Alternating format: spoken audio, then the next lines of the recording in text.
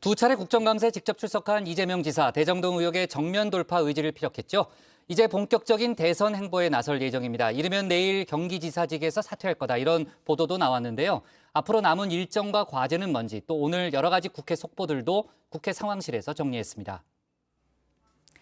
네, 누리호 발사 장면에 이 여운이 아직 가시지 않는데요. 또 유 실장은 유 실장의 일을 해야 하기 때문에 이 국회 상황 전해드리도록 하겠습니다.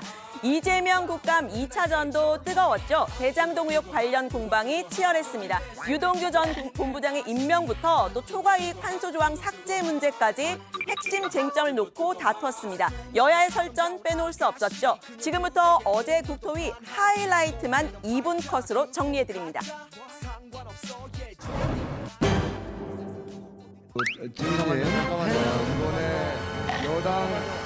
이번에 여당 대통령 마이크 빼세요. 마이크 빼세요. 마이크 빼세요. 판사, 와보세요. 일로 와보세요. 하지만 아직 했잖아. 그딴 그건 안 쓰기로. 안 하면 나. 저게 뭐예요? 국정감사 중지를 선포합니다. 유동규 씨를 성남시설관리공단 기획본부장으로 임명했는데 명확하게 답변을 안 하셨어요. 기억이 안 납니다. 좀 기억이 안 나는 겁니까? 아니면 하신 적 없습니까? 여기가 범죄인 취조한 제가 묻는 것만. 초과 이익 중앙 건의한 걸 받아들이지 않았다고 얘기했습니다. 누가 건의했습니까? 자, 유동규입니까? 저도 읽어드리겠습니다. 정진상입니까? 아니면 또 다른 공무원입니까? 공모 끝난 다음에 협약하는 과정에서 일선 직원이 했다는 건데요. 그때 당시에 간부들 선에서 채택하지 않았다. 이게 팩트고. 그럼 지사님은 안 게 뭐가 있습니까? 시장으로서 안 게 전혀 없는데 그러면 무능한 거죠. 밴드그룹 회장이 계열사의 대리가 정해진과 다르게 가봐둡시다 라고 얘기했는데 팀장이 과장, 부장, 국장, 부사장, 이사, 상무, 사장 이쪽에서 채택을 안 했어요. 그걸 회장한테 보고하겠습니다. 상식에 어긋나는 얘기죠.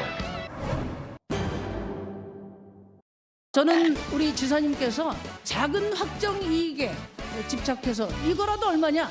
큰 도둑에게 자리는 다 내주고 작은 확정 이익에 집착해서 이거라도 얼마냐? 이렇게 말씀하시는 것으로 이해하고 있습니다. 강제수용으로 원주민들이 4,367억을 손해봤어요. 그다음에 용적률 완화로 1,000억을 민간에게 몰아줬습니다. 분양가 상한제 미적용으로 4,600억이 무주택 입주민들에게 손실이 갔어요. 자가진단이 된 거죠. 이것만 합쳐도 총 1조에 달하는 국민 손실이 민간주택에 동원된 것이다. 돈 받은 자는 범인인데 설계한 자는 죄인입니다. 설계한 사람이 법리다는데 그건 도둑질을 설계한 사람은 도둑이 맞고 공익 환수를 설계한 사람은 착한 사람이죠. 네, 정의당 대선 후보인 심상정 의원과의 설전은 대선 토론회의 전초전이었다고 할까요? 어쨌든 이재명 국감 2차전도 한 방은 없었다는 평가가 나왔습니다. 의혹의 재탕이었다는 건데 민주당은 승리를 자평했습니다. 한 방이 없었다는 게 아니라 오히려 국민의 이미 한 방 맞은 거죠. 국민의힘이 한방 맞았다. 김용판부터 시작해서 이게 너무 부실한 질문으로 얼마나 실체가 없었는지가 다시 확인된 거라고 생각이 듭니다. 뭐 어떤 그 평론가께서는 그러더라고요. 100억 원짜리 광고를 한 것과 다름없다라고 하더라고요. 네, 국민의힘은 1차전보다는 나아졌다 평가를 했는데요. 프랑스 가서는 5대0으로 졌고요. 예. 어저께 국토부 독일 가서는 3대2로 지고 왔어요. 김은혜 스트라이커가 워낙 두 골을 넣어서. 네, 김은혜 의원 초과이익 환수 조항 넣을지 말지 누가 결정했느냐 파고들었죠. 국민의힘은 이 지사가 입장을 번복했다면서 위증죄로 고발하겠다고 했습니다. 오락가락하며 자신의 말을 번복하거나 억지 궤변을 늘어놓더니 급기야 실무 의견을 받지 않았다는 게 어떻게 배임이 될 수 있느냐라고 뻔뻔하게 반문하기까지 했습니다. 초과이익 환수 조항 부분에 대해 최근 언론 보도를 알았다고 하루 만에 발뺌하는 것을 보면서 많은 국민들은 이재명 후보가 더 많은 진실을 은폐하고 있을 것이라고. 네, 이재명 국감을 포렌식 정밀 분석했다는 원희룡 전 지사는요. 이 지사의 치명적인 실수도 있었다고 했습니다. 유 전 본부장과의 관계를 설명을 하다가 압수수색 당시의 구체적인 정황까지 알고 있다는 걸 드러냈다는 겁니다. 제가 들은 바로는 작년부터 이혼 문제 때문에 집안이 너무 문제가 있다고 그래서 압수수색 당시에 자살한다고 약을 먹었다고 해요. 네, 유 전 본부장이 압수수색 당시에 침대에 누워 있었다라는 보도는 이렇게 나왔었는데 약을 먹었다는 얘기는 처음 나왔죠. 원 지사는 유 전 본부장의 행동이 이른바 꼬리 자르기를 당하는 데 대한 항의라고 주장을 했습니다. 저 집안에서 갑자기 내 서열이 밀리면 갑자기 밥 안 먹고 하는 경우도 있고 수면제 먹고 문 닫고 이런 수도 생기는 거거든요. 그래서 그 부분을 노출시킨 게 이재명 지사의 우선 치명적인 실수였고요. 지금 토사 구팽이 이루어지고 있는 것에 대한 자기의 시위죠. 네, 또 이 지사가 이런 사실을 알게 된 경로를 주목해야 한다고도 말을 했는데요. 유 전 본부장이 압수수색 직전에 2시간가량 통화한 사람이 있다. 이 지사의 복심이자 유 전 본부장을 달랠 수 있는 사람이라고 지목을 했습니다. 유 전 본부장이 여전히 이 지사와 가깝다는 주장입니다. 완전 복심 그리고 현재의 복심 외에는 그걸 통화를 해서 유서를 쓰고 자살하거나 또는 자 위협사격 나를 버리면은 당신도 타격을 입는다라는 것을 보여주는 어느 정도 위협사격의 강도를 어느 정도 높일지 이것을 가지고 지금 왔다 갔다 하는 상황에서 그걸 달래야 되는 그런 상황이죠. 네, 당시의 상황이 담겼을지 모를 휴대전화 유 전 본부장이 압수수색 당시에 창 밖으로 던졌죠.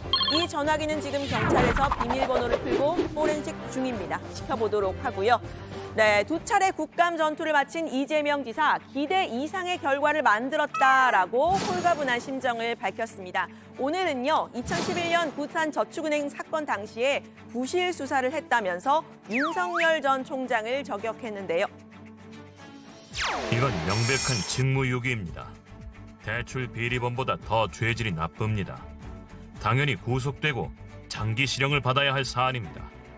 대장동으로 구속될 사람은 민간개발 압력 뿌리치고 절반이나마 공공개발한 이재명이 아니라 대장동 대출 비리범 비호한 윤석열 후보입니다. 네, 이 지사 이제 본격적인 대선 행보에 나서야겠죠. 이르면 내일 혹은 늦어도 다음 주 초에는 경기지사직을 사퇴한다는 방침입니다. 도정 피해를 최소화하고 도민들께도 설명할 시간이 필요하다고 했는데요. 민주당의 원팀을 위해서는 이낙연 전 대표도 빨리 만나야겠죠. 송영길 대표는 이 막걸리 회동 가능성까지 언급을 하면서 주선자로 나섰습니다. 지금은 좀 우리 총리님 좀 쉬시게 하는 게 도리 같아요. 막 이렇게 보채는 것보다는. 그래서 분위기를 잘 만들어서 이번 국감 끝나고 이재명 후보님이 이제 경기도지사를 사퇴하고 나면 바로 좀 만날 수 있도록 해야 되지 않을까 생각합니다. 네, 하지만 이 전 대표의 상태가 그리 쉽게 회복되지는 않을 거라는 전망도 나옵니다. 이 전 대표의 지지자들은요, 이낙연 사랑해라는 현수막을 이렇게 거리에 걸고 이 지사에 대한 지지의 마음 이어가고 있죠.